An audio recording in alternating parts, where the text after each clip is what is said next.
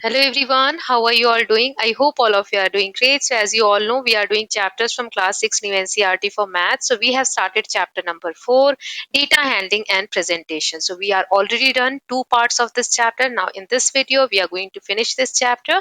This is last part, part 3.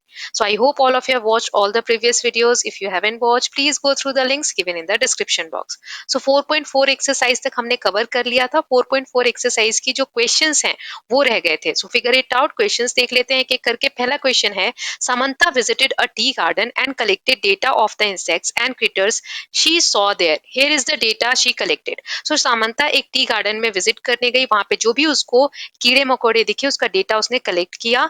Now help her prepare a bar graph representing this data. इस data की मदद से उसे bar graph बनाना है. तो कैसे बनाएगी वो? सो एक तरफ इंसेक्ट्स एंड क्रिटर्स जो भी उसने देखे वो लिख देगी और एक तरफ जितने नंबर्स हैं इंसेक्ट्स और क्रिटर्स के वो लिख देगी. जैसे पहला कितने हैं 6, तो जहां पे 6 नंबर आ रहा है वहां तक का ग्राफ बनेगा.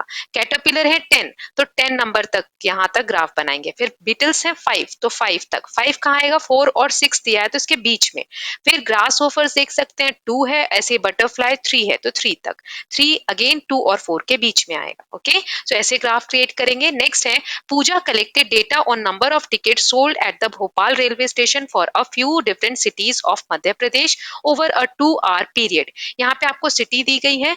भोपाल रेलवे स्टेशन से इन अलग अलग सिटीज के लिए कितनी टिकट्स बिकी हैं वो यहाँ पे दिया हुआ है. She use this data to prepare a bar graph on the board to discuss the data with her students but someone erased a portion of the graph. Pooja ने बोर्ड पर ये सारा डेटा ड्रॉ किया लेकिन कुछ पार्ट जो है उसका इरेज हो गया. अब कैसे हम इन क्वेश्चंस को सॉल्व करेंगे? तो पहला क्वेश्चन है, write the number of tickets sold for Vidisha above the bar. So Vidisha के लिए कितनी टिकट्स बिकी हैं हमें डेटा में दिख रहा है 24. फिर जबलपुर के लिए कितनी टिकट्स बिकी हैं वो भी हम देख सकते हैं 20. Now the bar of Vidisha is 6 unit length and bar of Jabalpur is 5 unit length. Which is the scale for this graph? देखिए यहाँ पर यूनिट क्या होता है. सो जैसे ये जो लाइंस आप देख रहे हैं इन लाइंस में कितनी लाइन तक आप ग्राफ को बना रहे हैं, बार को बना रहे हैं, सो उसको हम यूनिट कहते हैं. सो जैसे सियोनी को आप काउंट करेंगे तो 1 2 3 4 4 लाइंस तक बना हुआ है ना. ऐसे ही कितनी लाइंस तक बना है उसे हम यूनिट कह रहे हैं. तो ये यूनिट कैसे निकालते हैं? सो यही यहाँ पे कैलकुलेट करना है. तो देखो विदिशा का 6 यूनिट दिया हुआ है यानी 6 लाइन तक बना है और जबलपुर का 5 लाइन तक बना है. अब ये कैसे हम इसके थ्रू स्केल काउंट करेंगे? विदिशा की टोटल टिकट कितनी सोल्ड हुई है? 24. सो 24 को जो 6 यूनिट है उससे डिवाइड कर दो तो आंसर आ जाएगा 4 6 24 यानी 4 आ जाएगा आंसर.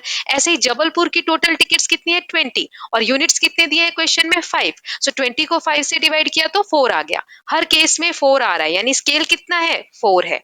नेक्स्ट है, draw the correct bar for Sagar. So Sagar का जो यहाँ पे बार है वो इरेज हो गया तो हमें करेक्ट बार ड्रॉ करना है. कैसे करेंगे? सो सागर की टोटल टिकट कितनी है? 16. 16 को हम 4 से डिवाइड कर देंगे क्योंकि 4 क्या है? स्केल. सो कितना आ जाएगा? 16 डिवाइडेड बाय 4 4 आ जाएगा है ना. यानी 4 लाइन तक हम ये ग्राफ ड्रॉ करेंगे इस तरीके से.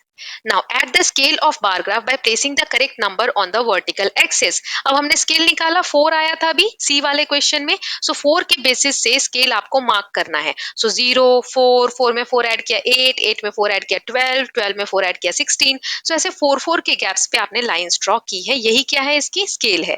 Then are the bars of Seoni and Indore correct in this graph? If not draw the correct bar. Seoni और इंदौर के जो ग्राफ दिए हुए हैं, बार दिए हुए हैं, क्या वो सही है? सो देखो सियोनी में कितनी टोटल टिकट सॉल्व हुई? 16. 16 को 4 से डिवाइड किया तो 4 यानी 4 लाइंस तक आना चाहिए है ना. सो हमने काउंट किया था सियोनी 4 लाइंस तक ही ड्रॉ है तो ये बिल्कुल करेक्ट है.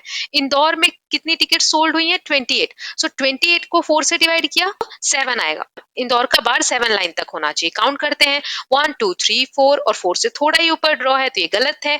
5 6 7 यहाँ तक आना चाहिए. तो इस तरीके से इंदौर का बार ड्रॉ होगा. सो यूनिट्स क्या है, स्केल क्या है, आई होप आपको क्लियर है. Now Chinu listed the various means of transport that passes across the road in front of his house from 9 AM to 10 AM. 9 बजे सुबह से 10 बजे सुबह के बीच में जो भी गाड़ियां चीनू के घर के बाहर पास हुई हैं उन सबको उसने लिख दिया कि बाइक पास हुई, कार पास हुई है ना.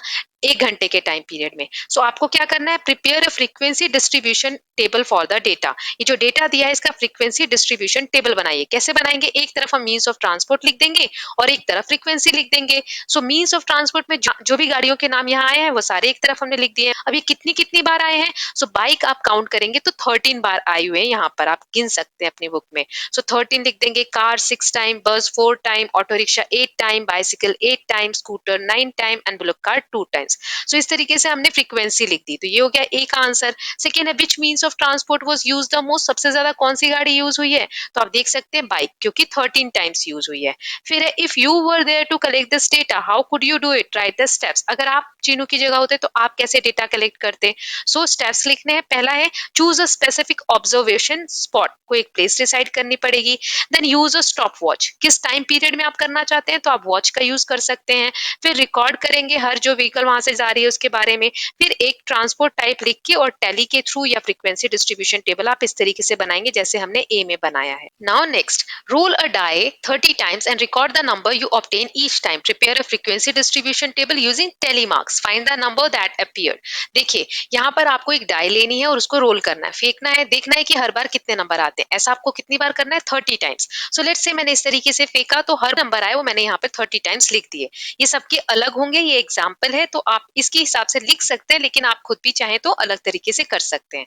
अब इसको हमें फ्रीक्वेंसी टेबल में टेली मार्क्स के थ्रू रिप्रेजेंट करना है। टेली मार्क्स मैंने आपको बताया था, एक के लिए एक लाइन खींचते हैं, फिर 4 हो जाए तो एक लाइन और खींच के 5 रिप्रेजेंट करते हैं ना। सो 5 हो गया ये टोटल। अब इसको हम कैसे करेंगे टेली मार्क्स के थ्रू, तो देखो ये जो भी नंबर आए इनको मैं इंक्रीजिंग ऑर्डर में लिख देती हूँ। मतलब 1 जितने भी आए हैं एक बार, फिर उससे बड़ा 2 कितनी बार आया है, 3 कितनी बार आया है, 4 कितनी बार आया है, ऐसे करके हमने लिख दिया है ना 6 तक।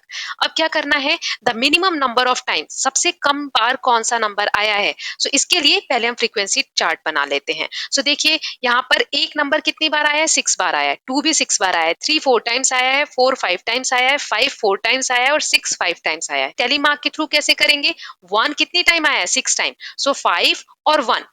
फिर ऐसे 2 कितनी टाइम आया है, 5 और 1 6 टाइम्स। 3 कितनी बार आया है, 4 टाइम्स, तो 4 line.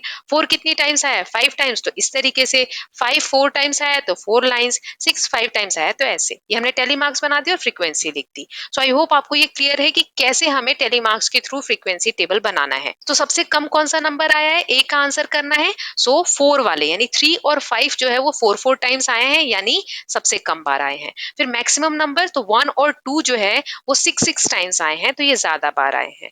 Then find the number appeared and equal number of times. Equal बार कौन कौन से आए हैं, सो देखो 1 और 2 ये इक्वल हैं क्योंकि 6 6 टाइम्स आए हैं। 3 और 5 ये इक्वल हैं क्योंकि 4 4 टाइम्स आए हैं। एंड 4 एंड 6 इसलिए इक्वल हैं क्योंकि 5 5 टाइम्स आए हैं, दोनों सेम है ना। सो ये आपका अलग हो सकता है, जैसे कि मैं आपको बता चुकी हूँ, ये एक एग्जाम्पल है।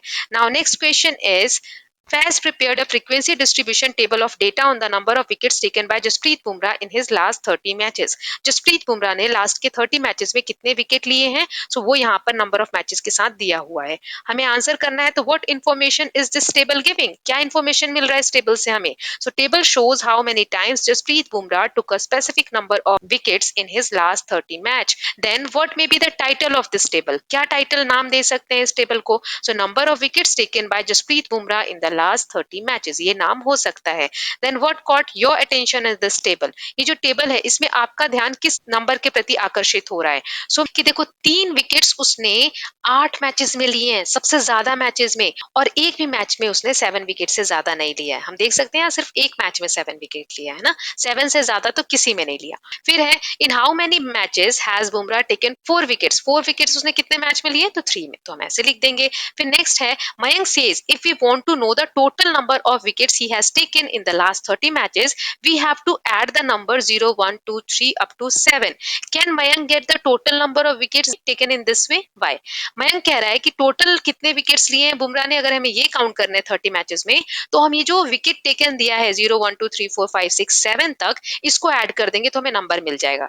नहीं, क्यों नहीं मिलेगा, क्योंकि जैसे 2 विकेट्स दिया है 6 मैच में उसने लिए हैं, तो 6 मैच में 2 2 हो गया ना, तो 2 कितनी बार आएगा, 6 टाइम्स आएगा, यानी 12 विकेट्स टोटल लिए हैं। सो इस तरीके से अगर मयंक काउंट करेगा, सिर्फ नंबर लिख देगा, तो ये सही आंसर नहीं ला सकता। So no, Mayank can not get the total by adding just these numbers because frequency frequency जो होती है number of matches for each number of wicket needs to be considered. जैसे कि if Bumrah took 5 wickets in 5 matches, what we have to do, we need to multiply the number of wickets by the frequency to get the total number of wickets.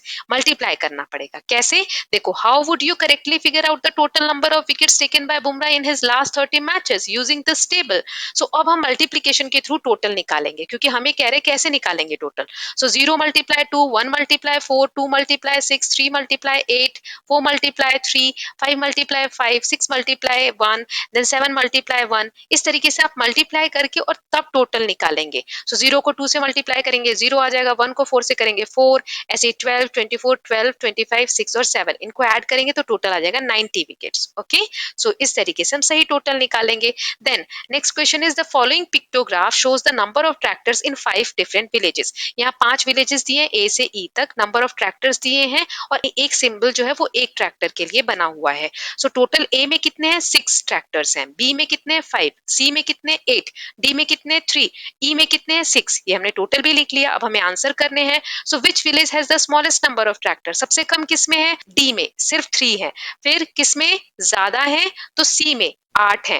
फिर how many more tractors does village C have than village B? Village C में village B से कितने ज्यादा हैं? सो village C में 8 है, village B में 5 है, तो माइनस करो, 8 में से 5 गया, यानी 3 ज्यादा ट्रैक्टर्स हैं सी में एज कंपेयर टू बी। फिर है Komal says village D has half the number of tractors as village E. Is she right? Komal कह रही है विलेज ई में जितने भी ट्रैक्टर हैं, तो कितने ट्रैक्टर हैं विलेज ई में? 6 ट्रैक्टर्स हैं। तो कोमल कह रही है विलेज डी में उसके हाफ है, तो 6 का हाफ कितना होगा? 3। देखो विलेज डी में 3 है, तो कोमल सही कह रही है ना। So yes, Komal is correct. Village E has 6 tractors and village D has 3 tractors, which is exactly half of 6. Right? Now next question is the number of girl student in each class of a school is depicted by a pictograph। यहाँ 1 से 8 तक classes दी गई हैं और उन हर class में कितनी लड़कियां हैं स्टूडेंट्स वो बताया गया है। एक जो गर्ल का फेस है ना वो 4 गर्ल्स को रिप्रेजेंट कर रही है। ओके, सो पहले तो हम टोटल कितनी गर्ल्स हैं वो फाइंड आउट कर लेते हैं। तो अभी मैंने बताया था फ्रीक्वेंसी के थ्रू काउंट करेंगे, है ना। सो जितना भी कंप्लीट फेस है वो 4 गर्ल्स को रिप्रेजेंट कर रहा है। तो फर्स्ट क्लास में कितने फेसेस हैं? 6 फेसेस हैं, यानी 6 into 4 24 गर्ल्स हैं। सेकेंड क्लास में देखो 4 कंप्लीट फेस है, यानी 4 into 4, लेकिन एक हाफ फेस है। तो एक पूरा फेस अगर 4 गर्ल्स के लिए है तो हाफ फेस कितनी गर्ल्स के लिए होगा? 2 गर्ल्स के लिए होगा। सो 4 into 4 plus 2, यानी 18 गर्ल्स हैं। फिर क्लास 3 में 5 into 4 20 गर्ल्स हैं। क्लास 4 में ऐसे ही 3 गर्ल्स का कंप्लीट फेस है, तो 3 into 4 और एक हाफ है, प्लस 2 भी आएगा। ठीक है, so 3 into 4 12 plus 2 14। फिर क्लास 5 में भी 2 कंप्लीट फेस है, यानी 2 into 4 और प्लस 2 क्योंकि एक हाफ फेस है, तो 2 4 8 plus 2 10, 10 गर्ल्स हैं। देन क्लास 6 में 4 फेसेस हैं, 4 into 4 16। क्लास 7 में 3 फेसेस हैं, 3 4 12। देन क्लास 8 में 1 कंप्लीट फेस है, यानी 4 और एक हाफ फेस है, यानी 2, 4 और 2 6। Now observe this pictograph and answer the following question। पहला है which class has the least number of girls? सबसे कम गर्ल्स किस क्लास में है? तो क्लास 8 में 6 गर्ल्स हैं। Then what is the difference between number of girls in class 5 and 6? 6 और 5 क्लास की गर्ल्स में क्या डिफरेंस है? तो 6 में 16 है और 5 में 10 है। 16 minus 10 यानी 6 गर्ल्स कम है क्लास 5 में। Then C है if 2 more girls were admitted in class 2, how would the graph change? So देखो क्लास 2 में एक हाफ फेस है ना, सो वो क्या हो जाएगा? फुल हो जाएगा, क्योंकि अभी 2 गर्ल है इसलिए हाफ फेस है, 2 और आ जाएंगी, नई एडमिशन अगर हो गया तो वो कंप्लीट फेस हो जाएगा, है ना। सो कितना हो जाएगा फिर? 5 कंप्लीट फेसेस हो जाएंगे, तो 5 4 20, 20 गर्ल्स हो जाएंगी। Then how many girls are there in class 7? Class 7 में कितनी गर्ल्स हैं? सो 3 4 12, 12 गर्ल्स हैं। नाउ नेक्स्ट क्वेश्चन में एक डॉग की ब्रीड दी गई है मुधोल हाउंड्स। ये कर्नाटका के कुछ डिस्ट्रिक्ट्स में बहुत ज्यादा पाया जाता है। गवर्नमेंट ने एक इनिशिएटिव लिया कि जो भी इस ब्रीड के डॉग को अडॉप्ट करेगा उसके लिए गवर्नमेंट सपोर्ट प्रोवाइड करेगी। सो यहाँ पे 6 विलेजेस में कितने नंबर में एक डॉग्स है वो डेटा दिया गया है। सो विलेज ए में 18 है, बी में 36, सी में 12, डी में 48 और ई में 18 और लास्ट एफ में 24 डॉग्स हैं। अब कह रहा है कि इस पिक्टोग्राफ हमें बनाना है और उसके बेसिस पे हमें इन क्वेश्चन का आंसर करना है। सो सबसे पहला है what will be useful scale और की टू ड्रॉ दिस पिक्टोग्राफ? क्या स्केल लेंगे हम? सो मैंने आपको फर्स्ट पार्ट में ही बताया था स्केल हमें वो नंबर लेना चाहिए जिससे कि ये सभी जो नंबर्स दिए हैं डिवाइड डिवाइड हो जाए, या हम कह सकते हैं ये सभी नंबर उस नंबर के जो स्केल हमने चुना है उसके मल्टीपल हो। सो 18, 36, 12, 48, 18 और 24 ये किसके मल्टीपल्स हैं? सो हम यहाँ पर लेंगे एक सिंबल जो रिप्रेजेंट करेगा डॉग का, वो 6 डॉग्स को रिप्रेजेंट करेगा। 6 के टेबल में सभी नंबर्स आते हैं, राइट? अब सेकंड क्वेश्चन है, how many symbols will you use to represent the dogs in village B? तो कितने डॉग्स आप रिप्रेजेंट करेंगे बी में? तो चलिए पहले हम पिक्टोग्राफ ड्रॉ करते हैं। यहाँ एक तरफ विलेजेस लिख दिए, नंबर ऑफ डॉग्स लिख दिए, और एक डॉग का जो सिंबल है ना वो 6 डॉग्स के बराबर है। सो सबसे पहले किस विलेजेस में हम कितने सिंबल ड्रॉ करेंगे, तो कैसे निकालेंगे? अभी हमने स्केल निकाला 6, तो जैसे हमने टिकट्स वाले क्वेश्चन में किया था, 18 डॉग्स है विलेज ए में, सो 18 डिवाइडेड बाय 6 यानी 3 डॉग्स ड्रॉ करेंगे। बी में 36 डिवाइडेड बाय 6 6 ड्रॉ करेंगे। सी में 12 डिवाइडेड बाय 6 2 ड्रॉ करेंगे। डी में 48 डिवाइडेड बाय 6 8 ड्रॉ करेंगे। ई में 18 डिवाइडेड बाय 6 3 ड्रॉ करेंगे। एफ में 24 डिवाइडेड बाय 6 4 ड्रॉ करेंगे। अब भी क्वेश्चन में हमसे कहा है कि विलेज बी में कितने डॉग्स हैं, तो देख लीजिए काउंट करके 6 डॉग्स हैं, राइट? अब कहा है Kamini said that number of these dogs in village B and D together ये ज्यादा है कंपेयरिंग टू 4 अदर विलेजेस, कि बी और डी में टोटल जितने डॉग्स हैं वो ज्यादा है बाकी के सभी विलेज का आप टोटल कर दो। तो बी और डी में कितने डॉग्स हैं? बी में है 36 और डी में है 48, टोटल आ गया 84 डॉग्स, राइट? बट बाकी के विलेजेस का आप ऐड करोगे तो टोटल आता है 72 dogs. Kamini is right, the total number of dog in village B and village D 84 is more than total number of dogs in other 4 villages combined, which is 72. Okay, now next question is, a survey of 120 school students was conducted to find out which activity they to do in their free time. Draw a bar graph to illustrate the above data taking the scale of 1 unit is equal to 5 students. So यहाँ पर activity दी गई है और कितने students free time में ये activities करना चाहते हैं, इसका डेटा है, हमें एक ग्राफ ड्रॉ करना है। तो कैसे करेंगे? स्केल यहाँ कहा गया है कि 1 यूनिट लेंथ आपको लेना है 5। तो यहाँ पर मैंने स्केल ड्रॉ कर लिया, वर्टिकल और हॉरिजॉन्टल लाइन ड्रॉ कर ली। कौन कौन सी एक्टिविटी है वो मैंने यहाँ नीचे लिख लिया, प्ले, रीड, टीवी, म्यूजिक और पेंट, है ना? फिर अब कैसे ड्रॉ करेंगे? तो प्लेइंग में 45 बच्चे इंटरेस्टेड हैं, सो यहाँ 45 तक प्लेइंग का बनेगा। फिर रीडिंग बुक्स में 30, तो 30 तक बनेगा। टीवी कितने देखना चाहते हैं? तो 20 तक बनेगा। लिसनिंग म्यूजिक 10, तो 10 तक बनाएंगे। और पेंटिंग 15 स्टूडेंट्स करना चाहते हैं तो 15 तक बनाएंगे। ओके, सो इस तरीके से हम ग्राफ बना लेंगे। नाउ अब हमें कहा है which activity is preferred bye most students other than playing. Playing में सबसे ज्यादा बच्चे इंटरेस्टेड है 45, लेकिन उसके बाद सबसे ज्यादा किसमें इंटरेस्टेड है? तो रीडिंग बुक्स, जिसमें कि 30 स्टूडेंट्स इंटरेस्टेड है। नाउ नेक्स्ट क्वेश्चन है, students and teacher of a primary school क्या कर रहे हैं? वो लोग प्लांट सैपलिंग्स, जो पौधे होते हैं छोटे छोटे, वो प्लांट कर रहे हैं पूरे वीक में। तो यहाँ पर देखो वीक्स के नाम दिए गए हैं, मंडे ट्यूसडे है ना, पूरा संडे तक, और एक तरफ उन्होंने कितने ट्री प्लांट्स किए वो नंबर्स दिए हुए हैं और ग्राफ बनाए। अब इस बेसिस पे हमें क्वेश्चन सॉल्व करने हैं। सो ये जो ग्राफ है ना थोड़ा गलत है, आप देखो लाइंस के साथ जो नंबर है वो सही से अलाइन नहीं है, 40 50 ऊपर नीचे हो रखा है ना। सो ये ग्राफ गलत है। अगर इस क्वेश्चन को सॉल्व करना है इस ग्राफ के बेसिस पे तो नहीं होगा, हम इस ग्राफ को थोड़ा करेक्ट कर लेते हैं। अब देखिए सभी नंबर सीक्वेंस में है, अब हम नंबर काउंट कर लेते हैं किस दिन कितने प्लांट्स उन्होंने प्लांट किए, सैपलिंग्स, है ना। सो मंडे के दिन देखो 50 से थोड़ा ऊपर है लेकिन 60 से नीचे है, तो मैं यहाँ पर 52 ले रही हूँ, कोई इसको 51 भी ले सकता है ना। फिर ट्यूसडे को 40 पे है, वेडनेसडे को 30 पे है, थर्सडे को 40 पे है, फ्राइडे को 50 पे है, सैटरडे को 60 पे है और संडे को 40 पे है। तो ये हमने नंबर्स लिख लिए। अब इस डेटा के हिसाब से हम क्वेश्चन सॉल्व करते हैं। पहला है total number of sapling planted on Wednesday and Thursday. तो वेडनेसडे को कितने हैं? 30 और थर्सडे को कितने हैं? 40। तो एक में आप 30 फिल करेंगे, एक में 40। Then the total number of sapling planted during the whole week, पूरे नंबर्स को काउंट कर दो, है ना। 52 plus 40 plus 30 plus 40 plus 50 plus 60 और 40, इन सबको ऐड किया तो आ जाएगा 312। तो आप 312 फिल करेंगे। Then greatest number of saplings were planted on and least number of saplings. तो किस दिन सबसे ज्यादा प्लांट हुए, किस दिन सबसे कम? सो सबसे ज्यादा प्लांट हुए हैं सैटरडे को जो कि 60 है, और सबसे कम प्लांट हुए वेडनेसडे को 30। ठीक है, अब ये पूछा है कि इसका रीजन क्या हो सकता है कि किसी दिन कम है किसी दिन ज्यादा है, और ये आप कैसे चेक कर सकते हैं कि जो आपने रीजन दिया वो सही है कि नहीं। सो देखो हाइयर नंबर किस लिए हो सकते हैं, क्योंकि वीकेंड्स है, सैटरडेज को हो सकता है कि उस दिन लोग ज्यादा काम कर रहे हो, ज्यादा सैपलिंग्स प्लांट कर दिए हो। So highest number are on weekends like Friday and Saturday. Okay, now अब कम है, संडे को कम है, वेडनेसडे को कम है, तो संडे को तो रेस्ट डे होता है, इसलिए हो सकता है कम लोग गए हो प्लांटेशन के लिए। और जो वेडनेसडे जैसे दिन किसी दिन कम है है तो उस दिन हो सकता है कि स्कूल में कोई एक्टिविटी हो, इसलिए ये कम है नंबर्स या ज्यादा है। तो मेरे हिसाब से तो ये रीजन हो सकते हैं। अब वेरीफाई करना है तो कैसे कर सकते हैं, तो वन कुड सर्वे पार्टिसिपेंट्स और check if any special events occur on certain day.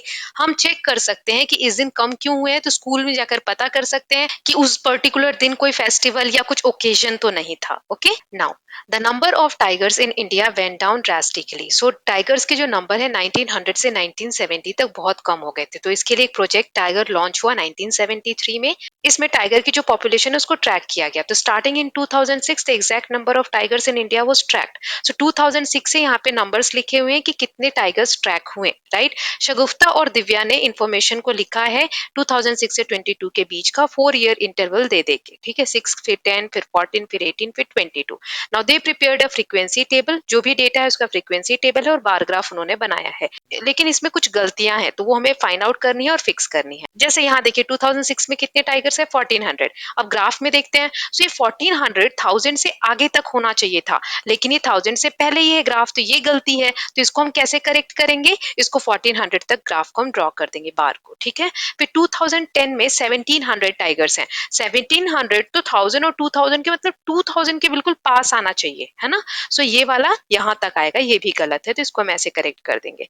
Then next is 2014 में 2200 टाइगर्स हैं। सो 2200 2000 के पास होना चाहिए, 3000 के पास नहीं। सो हम इसको क्या करेंगे, 2200 के पास तक ड्रॉ करेंगे, ओके। 2000 के थोड़ा सा आगे। देन नेक्स्ट इज 2018 में कह रहा है 3000 होने चाहिए, लेकिन ये तो 2200 के लगभग पास है ना। सो इसे हम 3000 तक बना देंगे। और लास्ट 2022 में कह रहा है 3700 टाइगर्स हैं। सो ये बिल्कुल सही ड्रॉ किया गया है, 4000 के पास है, तो इसको हम नहीं छेड़ेंगे, इसको ऐसे ही छोड़ देंगे, ओके। सो इस तरीके से हम करेक्शन कर लेंगे। Now exercise 4.5 artistic and aesthetic consideration. जो अभी तक हमने बार ग्राफ्स ड्रॉ किए उसमें इंफॉर्मेशन होती है, टेबल देखते हैं, डेटा के थ्रू हम बार ग्राफ्स ड्रॉ करते हैं। लेकिन इसको और ज्यादा एस्थेटिक मतलब सुंदर दिखाने के लिए, आर्टिस्टिक वे में प्रेजेंट करने के लिए कुछ और भी तरीके हैं जिससे कि हम विजुअल रिप्रेजेंटेशन कर सकते हैं डेटा का और ज्यादा इंटरेस्टिंग और इफेक्टिव बना सकते हैं, ओके। जैसे पिक्टोग्राफ और बार ग्राफ में हम क्या करते थे, स्केल चूज करते थे ताकि सही से फिट हो सके हमारी इंफॉर्मेशन, है ना। स्केल निकालते थे, यूनिट्स निकालते थे, फिर ड्रॉ करते थे। तो देखिए जैसे ये डेटा दिया हुआ है, कॉन्टिनेंट्स दिए हुए हमारे साथ, तो है ना। और उनमें जो टॉलेस्ट माउंटेन है हर कॉन्टिनेंट में, जैसे एवरेस्ट और उसकी हाइट कितनी है, कांकागुआ साउथ अमेरिका में इसकी हाइट कितनी है, देनाली जो नॉर्थ अमेरिका में इसकी हाइट कितनी है, किलीमंजारो इसकी हाइट कितनी है अफ्रीका में है, एल्ब्रस जो है वो यूरोप में है टॉलेस्ट माउंटेन, तो इसकी हाइट कितनी है। विल्सन मैसिव की हाइट दी हुई है जो अंटार्कटिका का टॉलेस्ट माउंटेन है। फिर ऑस्ट्रेलिया का हाईएस्ट पीक दिया हुआ है कोजियास्को, इसकी हाइट दी हुई है ना। सो यहाँ पर इस डेटा को देख के कि कौन सा माउंटेन टॉलर है, एवरेस्ट या कोजियास्को, या फिर माउंट देनाली और माउंट किलिमंजारो की हाइट क्या डिफरेंट है। So this is not very quickly to discern from this table. So इस डेटा को टेबल में देख के इतना इजी नहीं है कि फटाफट हम पता कर ले। तो हमने क्या डिसाइड किया, हम बार ग्राफ्स ड्रॉ करते हैं ना, उसकी लाइंस को देख के हम बता सकते हैं ये बड़ा बार है तो ये बड़ा है, ये छोटा है तो इसके कंपैरिजन में ये छोटा है। बार्स के थ्रू हम डेटा को रिप्रेजेंट करने लगे। जैसे कि यहाँ आप देख सकते हैं नेक्स्ट पेज पे ऐसे हॉरिजॉन्टल बार्स आपको बना के दिए हुए हैं, लेकिन ये जो बॉक्सेस ड्रॉ किए गए हैं ये हॉरिजॉन्टली बनाई गई हैं। लेकिन जब भी हम माउंटेन की बात करते हैं तो ऐसे लंबाई में बात करते हैं ना कि माउंटेन कितना लंबा है, कितना टॉल है, राइट। सो इसीलिए हम कॉलम्स बनाते हैं अच्छे से डेटा को रिप्रेजेंट करने के लिए। सो इसे हम बोलते हैं कॉलम ग्राफ, ठीक है, ताकि हम इजिली कंपेयर कर सकें देखकर। सो जैसे यहाँ पर हाईएस्ट दिया हुआ है एशिया का एवरेस्ट, फिर उसके बाद दिया हुआ है कांकागुआ का सेकंड नंबर पे, फिर देनाली का दिया हुआ है। तो हम देख के बता सकते हैं बार्स की हाइट की ज्यादा बड़ा है तो ये बड़ा होगा और ये छोटा होगा, है ना। जैसे सबसे छोटा यहाँ पे कोजियास को दिया हुआ है जो ऑस्ट्रेलिया का है। तो ये ऐसे पहाड़ों को या किसी भी बड़ी चीज को दिखाना हो, लंबी चीज को जो हाइट में ज्यादा हो, तो हम ये कॉलम बार्स यूज करते हैं। लेकिन कोई ऐसी चीज दिखानी हो जो हॉरिजॉन्टल हम दिखाते हैं ग्राउंड पे, जैसे कि नदी की डिस्टेंस देख लो, तो नदी हम हॉरिजॉन्टली ड्रॉ करते हैं। सो कैसे हॉरिजॉन्टल में हम ड्रॉ करते हैं, तो एक क्वेश्चन देख लेते हैं। If you wanted to visually represent the data of height of the tallest person in each class in your school, would you use a graph with vertical bar और हॉरिजॉन्टल बार, व्हाई। अगर बच्चों की Heights को दिखाना हो आपकी class में जो भी हैं, तो आप कौन से ग्राफ यूज करेंगे, कॉलम वाला यानी वर्टिकल वाला या हॉरिजॉन्टल वाला। सो वर्टिकल वाला हम यूज करेंगे। क्यों, रीजन क्या होगा, this is because heights are generally easier to understand in vertical format as we tend to associate height with the vertical measurement। क्योंकि हाइट को ऐसे लंबाई में हम हमेशा नापते हैं, तो हम जब ग्राफ्स देखते हैं तो हमें ईजी होता है अंडरस्टैंड करने में। ऐसे ही नेक्स्ट है, if you were making a table of longest river, तब आप कौन सा ग्राफ चुनेंगे, वर्टिकल या हॉरिजॉन्टल? और आपको ये भी बताना है कि कैसे आप ड्रॉ करेंगे, है ना। सो नदी के केस में क्योंकि वो हॉरिजॉन्टली फ्लो होती है, तो हम उसको क्या लिखेंगे, horizontal bars would be more suitable for representing the longest river. जैसे हमने डेटा ले लिए, मैंने सारी नदियां तो नहीं ली है, लेकिन हाँ कुछ कॉन्टिनेंट्स की मैंने यहाँ पे लॉन्गेस्ट जो रिवर है वो ले लिया है, उसकी लेंथ ले ली है। सो इसका रीजन क्या है, हम हॉरिजॉन्टली क्यों ड्रॉ करेंगे, this is because long names and numbers like reverse, lengths, ये सब हम किससे दिखाते हैं, हॉरिजॉन्टली ड्रॉ करते हैं। इसका ग्राफ कैसे बनेगा, ऐसे हम लेंथ लिख देंगे एक तरफ और एक तरफ रिवर्स के नेम लिख देंगे, और हॉरिजॉन्टली की नाइल रिवर यहाँ तक आ रही है, मतलब सबसे बड़ी है, अमेजन उससे छोटी है, यांग से उससे छोटी है, वोल्गा उससे छोटी है, मुरे डार्लिंग उससे छोटी है ना। सो ऐसे हम रिप्रेजेंट करते हैं नदियों को हॉरिजॉन्टल बार्स बना के। लास्ट में हमें दिया हुआ है infographics. So when data visualization such as bar graphs are further beautified with more extensive artistic and visual imaginary, then we call it as information graphics or infographics in short. So अगर और ज्यादा creativity कर दी जाए, जैसे mountain बनाया था, है ना, सो उसको हम ऐसे ट्राइंगल शेप देकर बना दें, तो ये और ज्यादा ब्यूटीफाई हो जाता है, सुंदर हो जाता है ना, ये माउंटेन की तरह दिख रहा है, तो इजी हो जाता है कंपेयर करना। लेकिन इसके कुछ इश्यूज हैं। हमारे ग्राफ का क्या रोल था कि हम कंपेयर कर पाए किस माउंटेन की हाइट कितनी है, और हम इजिली कर पा रहे थे। लेकिन सभी बार्स की जो विड्थ थी, चौड़ाई थी, वो एक जैसी थी, है ना, एक जैसे बार्स होते हैं। हमें उसकी विड्थ का पता नहीं चलता है कि कौन सा माउंटेन कितना चौड़ा है, हमें सिर्फ हाइट ही कंपेयर हो रही है। लेकिन इसमें क्या प्रॉब्लम है, आप यहाँ देखिए कि नीचे जो सबसे टॉलेस्ट माउंटेन है वो विड्थ ज्यादा है, सबसे शॉर्टेड जो है उसकी विड्थ कम है। So infographic is applying additional information that may be misleading and may और may not be correct. So height के अलावा भी बहुत सारी डेटा इसमें हमें देखने को मिल जाते हैं, जो कि हो सकता है सही हो और हो सकता है नहीं भी सही हो, है ना। सो ये मिसलीडिंग कभी कभी हो जाता है। नाउ लेकिन इन पिक्चर्स को और ज्यादा सुंदर बनाने के लिए हम इस तरीके के भी ग्राफ्स बनाते हैं, जिसमें हम इमेजिनरी माउंटेन्स की पिक्चर्स ले लेते हैं और बहुत सारी डिटेल्स ऐड कर देते हैं ना, अदर इन्फॉर्मेशन भी ऐड कर देते हैं। लेकिन इसमें क्या प्रॉब्लम है, ये कैसे मिसलीड करता है, तो देखो माउंट एवरेस्ट की हाइट है 8648 और ये इतना ऊंचा है, और एवरेस्ट की हाइट कितनी है 5642, ये इतना ऊंचा है। फिर भी आप देखेंगे कि डेटा कितना ज्यादा चेंज है ना, बहुत ज्यादा अंतर आ रहा है। ज्यादा डिफरेंस ना होने के बाद भी इतना बड़ा दिख रहा है माउंट एवरेस्ट, और माउंट एवरेस्ट इतना छोटा दिख रहा है। So we should be careful that the pictures we draw do not mislead us, और हमें केयरफुली रीड करना चाहिए इन्फोग्राफिक डेटास को, ओके। नहीं तो हम मिसलीड हो जाते हैं और गलत इन्फॉर्मेशन निकाल लेते हैं। हाइट के अलावा भी इसमें बहुत सारी चीजें होती हैं। सो इसके साथ हमने पूरा चैप्टर नंबर 4 अपना कवर कर लिया है, data handling and presentation. In the next part we are going to see chapter number 5, prime time. So all the best for your exams. I hope you are loving these videos. If you are doing so, please like and share it, and don't forget to subscribe Kalyan TV channel for more such videos. Thank you so much.